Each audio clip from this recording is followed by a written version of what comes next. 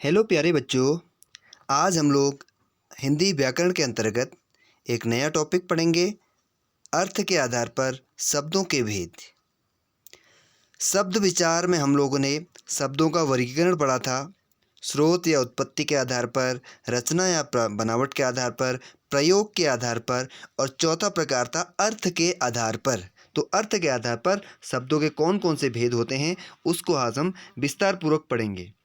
विद्यार्थियों, अर्थ के आधार पर शब्दों के मुख्यतः 6 भेद होते हैं।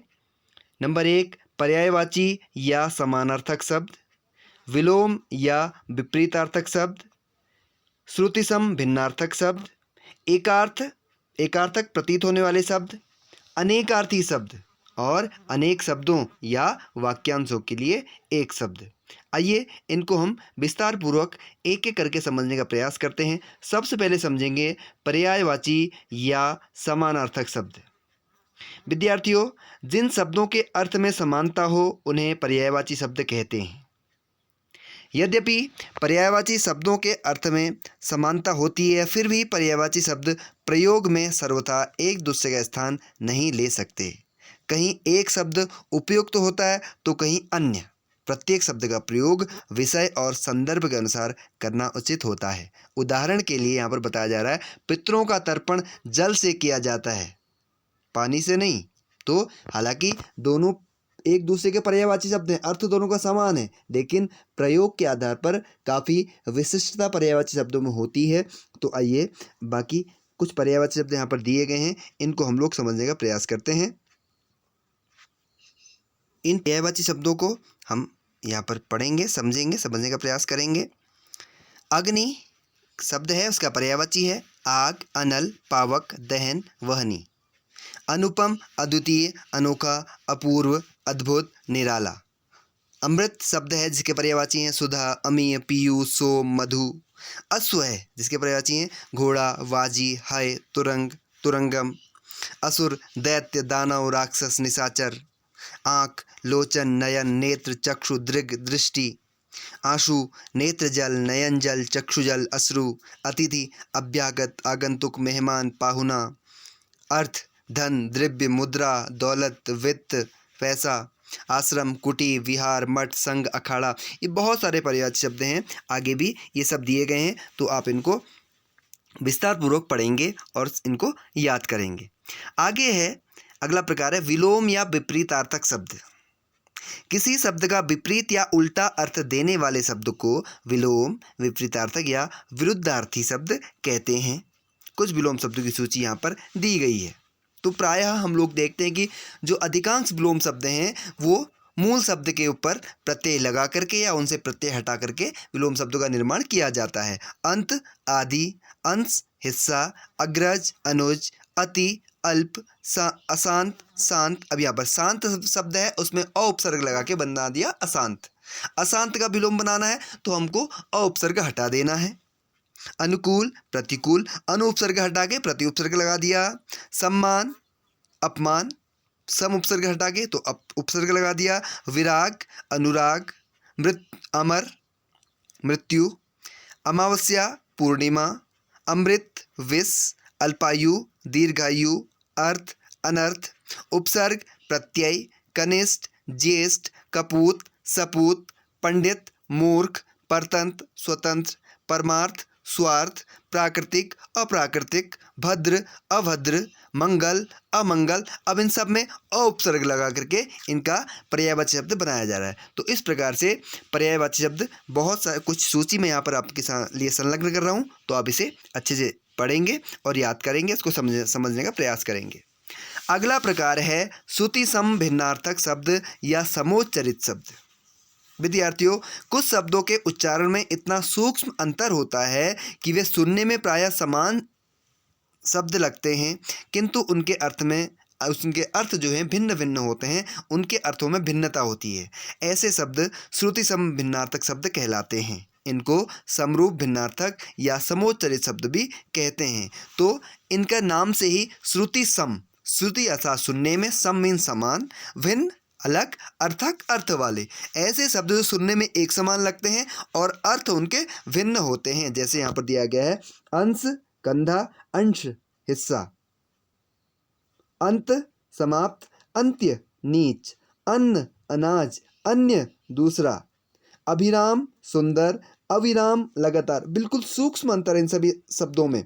अपेक्षा तुलना, उपेक्षा अनादर, अंबुज कमल, अंबुधि सागर, अनिल हवा, अनल आग। तो सिर्फ एक छोटी की मात्रा लगी हुई है, एक में मात्रा नहीं लगी हुई है और अर्थों में बिल्कुल भिन्नता है। अवधि समय, अवधि अवध की भाषा, एक भाषा है अवधि, ठीक है। आरती दुख, आरती धूप दीप।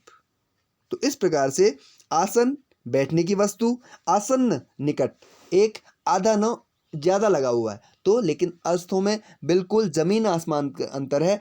पूर्ण रूपेण ये अर्थ इनके अलग अलग है। तो इन शब्दों को श्रुति समभिन्नार्थक शब्द कहा जाता है। आगे कुछ शब्दों की सूची संलग्न कर रहा हूं, तो आप इन्हें ध्यान से पढ़ेंगे और समझने का प्रयास करेंगे। अगला प्रकार है एकार्थक प्रतीत होने वाले शब्द। कुछ शब्द ऐसे होते हैं जिनका अर्थ एक सा लगता है लेकिन होता नहीं है। जैसे अब यहाँ पर अगम और दुर्गम। जैसे एक उदाहरण आपको देता हूँ, अमूल्य और बहुमूल्य, दो शब्द हैं। प्रायः हम लोग इनका प्रयोग एक सा कर लेते हैं कई जगह, लेकिन ऐसा है नहीं। अमूल्य का अर्थ होता है ऐसी वस्तु जिसका कोई मूल्य नहीं है, जिसको मूल्य से खरीदा नहीं जा सकता। जैसे हवा, पानी क्या है? अमूल्य वस्तु है। लेकिन बहुमूल्य, सोना बहुमूल्य है, हीरा बहुमूल्य है, उसको हम मूल्य से खरीद सकते हैं। आजकल तो हवा पानी बिकने लगा है, लेकिन ये अमूल्य चीज़ें हैं। अगर जिस दिन ये ख़त्म हो जाएंगी तो हम इसको फिर पैसा दे करके उनको हम खरीद नहीं पाएंगे। बिस्तर हम खरीद सकते हैं, लेकिन नींद नहीं खरीद सकते, नींद अमूल्य है। भोजन खरीद सकते हैं, लेकिन भूख नहीं खरीद सकते। तो इस प्रकार से ऐसे शब्द। तो अगम का अर्थ है जहां किसी की पहुंच ना हो, अर्थात जहां पहुंचा ना जा सके, वो अगम है। लेकिन दुर्गम का अर्थ है जहां पहुंचने में कठिनाई हो, जहां थोड़ी कठिनाई से पहुंचा जा सके, वो दुर्गम है। लेकिन वहां पहुंच सकते हैं। अब अंतर काफ़ी है। अगम में हम लोग जा नहीं सकते, दुर्गम में जा सकते हैं, पहुंच सकते हैं। अद्वितीय और अभूतपूर्व। अद्वितीय यानी कि जिसके समान कोई दूसरा नहीं है, और अभूतपूर्व ऐसी घटना जो इससे पहले हुई ना हो। ठीक है। आगे अन्वेषण अनुसंधान। अन्वेषण ज्ञात वस्तु स्थान आदि की खोज। हमें पता है कोई चीज़ यहाँ पे है तो उसको वहाँ पर खोज रहे हैं, वो अन्वेषण है। लेकिन अनुसंधान, कोई नई चीज़ की खोज, उसको अनुसंधान कहा जाता है। अपराध, सरकारी कानून को तोड़ना। पाप, अब ये नैतिक तथा धार्मिक नियमों को तोड़ना, दोनों में अंतर है। अगर हम धार्मिक दृष्टि से अगर कोई व्यक्ति कुकृत्य करता है तो उसको पाप कहा जाता है। कानून की दृष्टि से अगर कोई व्यक्ति करता है तो उसको अपराध कहा जाता है। तो इस प्रकार से अभ्यास, परिश्रम। अब अभ्यास क्या है? बार बार एक कार्य को दोहराना, उसे कहते हैं अभ्यास, प्रैक्टिस। लेकिन परिश्रम क्या है? परिश्रम है मेहनत, हार्ड वर्क। तो इस प्रकार से इन शब्दों के बहुत सारे शब्द हैं। अवस्था, आयु। अहंकार, घमंड। आदि, व्याधि। आज्ञा, आदेश। आज्ञा अलग चीज़ है और आदेश अलग चीज़ है। आज्ञा बड़ों का छोटों को निर्देश होता है, जबकि अधिकार किसी अधिकारी के द्वारा दिया जाता है, उसे अधिकार कहा जाता है, आदेश कहा जाता है। ईर्ष्या और द्वेष।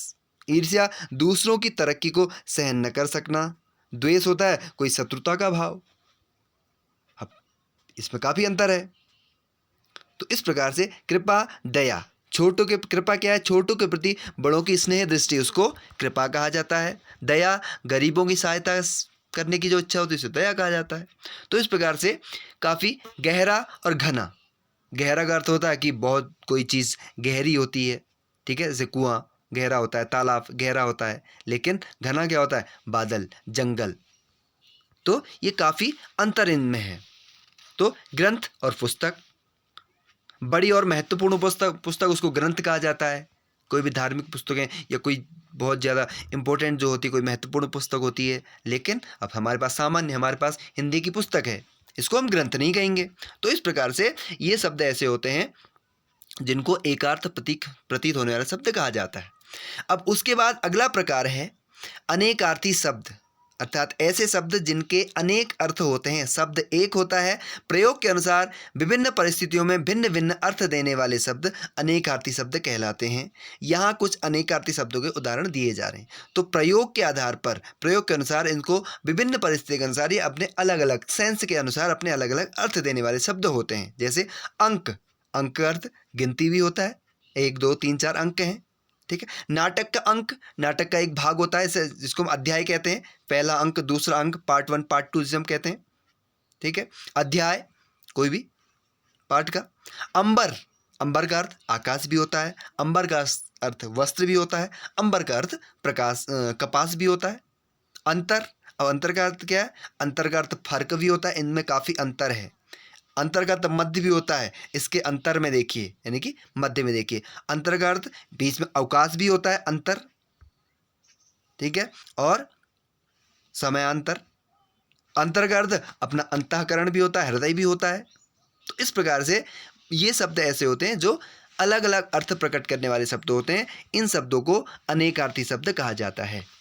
और इसका कुछ मैं यहाँ पर ये शब्द सूची संलग्न कर रहा हूँ, तो आप इसको सही से देखिएगा, इनको आप सभी लर्न करेंगे। उसके बाद अगला है अनेक शब्दों वाक्यांशों के लिए एक शब्द। अब ये शब्द ऐसे होते हैं, वाक्यांशों में के अनेक शब्दों के स्थान पर एक शब्द का प्रयोग करना भाषा की कुशलता मानी जाती है, क्योंकि लाघवता भाषा का एक गुण है। कम शब्दों में कोई बात कह दी जाए तो भाषा अधिक प्रभावशाली होती है। और यहाँ कुछ उदाहरण दिए जा रहे हैं। अब यहाँ पे क्या है? अपनी इच्छा से सेवा करने वाला स्वयंसेवक, ठीक है, वह अपनी इच्छा से सेवा करने वाला व्यक्ति है, हम ऐसा भी कह सकते हैं। वह अपनी इच्छा से सेवा करने वाला है, वह स्वयंसेवक है। अब इतना लंबा हमको, वह अपनी इच्छा से काम का कार्य करने वाला व्यक्ति है या फिर सेवा करने वाला व्यक्ति है, हमको इतना लंबा कहना पड़ रहा है। इसके बजाय हम लोग इसको लाघवता के अनुसार इसको सूक्ष्म रूप में कह सकते हैं कि वह स्वयं सेवक है। अवश्य होने या घटने वाला अवश्य भावी, ये तो अवश्य होने वाली घटना है, ये तो अवश्य भावी है। आंखों से परे ओझल, वो आंखों से परे हो गया, वो ओझल हो गया, अर्थात आंखों से परे, अर्थ दोनों का एक ही है। आकाश में गमन करने वाला, अर्थात नभचर। आदि से अंत तक, आद्योपांत। आशा से परे, आशातीत। इतिहास से संबंध, ऐतिहासिक। अंडे से जन्म लेने वाला, अंडज। चिड़िया अंडज है, चिड़िया अंडे से जन्म लेने वाली पक्षी है। तो ऐसा भी हम उसको कह सकते हैं। तो आगे इनकी मैं कुछ सूची यहाँ पर संलग्न कर रहा हूँ, तो आप सभी इसको ठीक से पढ़ेंगे। तो आशा करता हूँ आप सभी को ये समझ आया होगा। अर्थ के आधार पर शब्दों के भेद, तो मुख्य रूप से अर्थ के आधार पर शब्दों के 6 भेद हैं। पर्यायवाची या समानार्थक शब्द, विपरीतार्थक या विलोम शब्द, एकार्थ प्रतीत होने वाले शब्द, अनेक शब्दों के लिए एक शब्द, श्रुति संभिन्नार्थक शब्द। और तो इस प्रकार से इन्हें आप सभी अच्छे से पढ़ेंगे। आशा करता हूँ सभी को समझ आया होगा। धन्यवाद।